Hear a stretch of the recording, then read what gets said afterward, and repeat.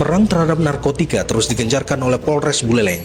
Hasilnya selama kurun waktu 20 Juni hingga awal Juli 2025, aparat berhasil mengungkap 9 kasus narkotika dan menangkap 10 orang tersangka yang terlibat dalam peredaran sabu, ganja, dan ekstasi di wilayah Buleleng.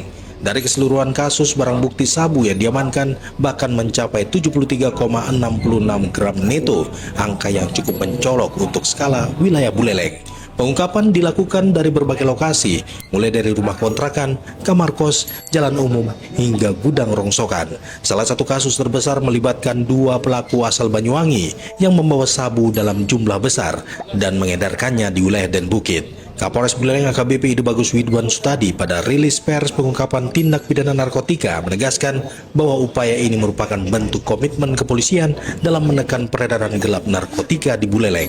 Polres Buleleng menegaskan bahwa langkah tegas akan terus dilakukan terhadap pelaku penyalahgunaan narkotika dengan menjadikan peran aktif masyarakat sebagai ujung tombak pencegahan. Reporter Suasa Brata Winangun melaporkan.